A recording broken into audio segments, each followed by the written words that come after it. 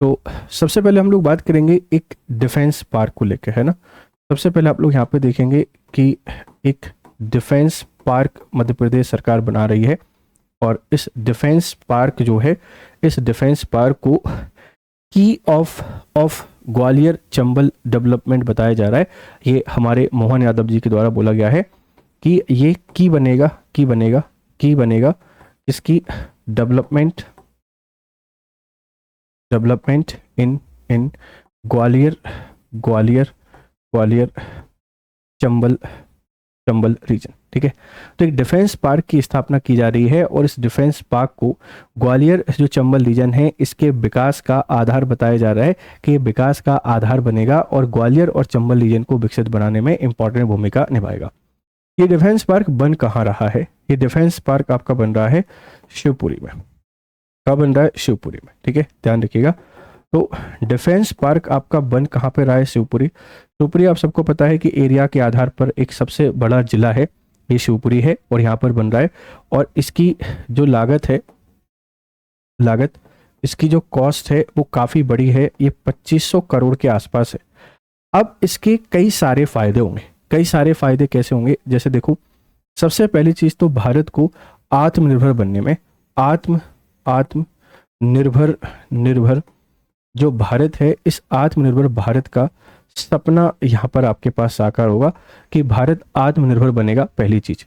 दूसरा, हमारे इस पूरे क्षेत्र में जो इंफ्रा है, इस इंफ्रा का डेवलपमेंट होगा, और इसके कारण जो एम्प्लॉयमेंट है या जिसको आप लोग रोजगार कहते हैं, इस रोजगार का विकास आपके पास होगा। तो आपसे पूछा जा सकता है कि अभी रिसेंटली हमारा जो डिफेंस पार्क है, ये डिफेंस पार्क कहाँ बन रहा है? आप लोग बता देंगे। ये डिफेंस पार्क बन रहा है आपका शिवपुरी। और शिवपुरी की अगर आपसे कोई बात करेगा तो इसमें भी आप बता सकते हैं कि लोकल जो जगह है ये कोलारस है ना। ये क्या है? कोलारस। और शिवपुरी हमारा एक सबसे बड़ा एरिया वाला जिला है।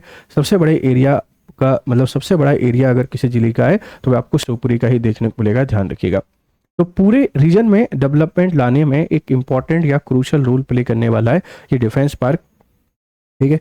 अब आप लोग जानते हैं कि जैसे हमारा जो आटेर का फोर्ट है, ये आटेर का किला भिंड में है, और यहाँ भी डिफेंस जो इक्विपमेंट है, ये डिफेंस इक्विपमेंट यहाँ बनाए जाते हैं। रक्षा जो सामग्री है, ये रक्षा सामग्री ऑलरेडी यहाँ पे बनाई जाती है। तो हम लोग कह सकते हैं कि पूरा का पूरा हमारा जो उत्तरी मध्य प्रदेश है, इसमें एक डिफेंस कॉरिडोर या एक डिफेंस नेटवर्क को बनाया जा रहा है, जो उत्तरी मध्य प्रदेश के विकास में एक इंपॉर्टेंट भूमिका यहाँ पर निभाएगा। अगर मैं आपसे शिवपुरी की बात करता हूँ तो शिवपुरी में और भी ढेर सारी चीज़ें आपको देखने को मिल जाती हैं। शिवपुरी जाना जाता है अपने माधव नेशनल पार्क के लिए।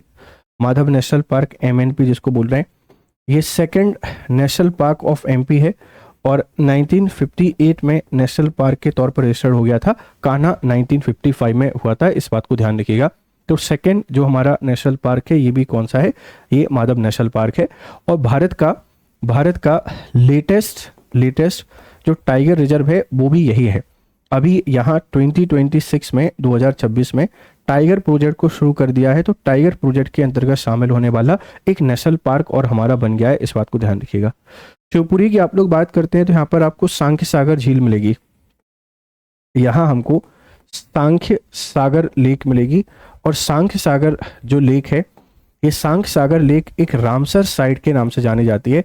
एक रामसर साइट है जिसको आप लोग आर्द्रभूमि के नाम से जानते हैं, हम इस बात को भी याद रख सकते हैं, ठीक है। अगर शिवपुरी की बात करें तो ये जाना जाता है ग्राउंडनट यानी मूंगफली के प्रोडक्शन के लिए जाना जाता है। और यहाँ आप लोग देखेंगे माधव नेशनल पार्क है।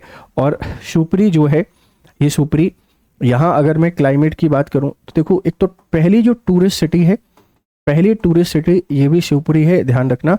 और इसी के साथ में जो कोल्डेस्ट या सबसे कूलेस्ट प्लेस आपसे कोई पूछेगा तो कूलेस्ट प्लेस यही है कि एक दिन का सबसे ठंडा तापमान कहाँ पाया जाता है? शिवपुरी में पाया जाता है, ध्यान रखिएगा। तो शिवपुरी में एक डिफेंस पार्क को सरकार बनाने जा रही है, और इस डिफेंस पार्क के थ्रू हम डेवलपमेंट लेके आने चाह रहे हैं। पूरा का पूरा जो आपका मध्य प्रदेश है, इस मध्य प्रदेश में, है ना, पूरा का पूरा जो मध्य प्रदेश है, इस मध्य प्रदेश में, इस बात को ध्यान रखिएगा। और जिससे कि हम उत्तरी मध्य प्रदेश को विकसित बना सकें, जहां बारिश की कमी और चंबल के डाकों के कारण उतना डेवलपमेंट नहीं हो पाया, तो इसको विकसित किया जा रहा है ना। इसको विकसित बनाने में हमारा जो डिफेंस पार्क है, ये डिफेंस पार्क बहुत बड़ी लेवल पर क्या करेगा, इसमें सहयोग करने वाला है, ध्यान रखिएगा। ठीक है, चलिए अब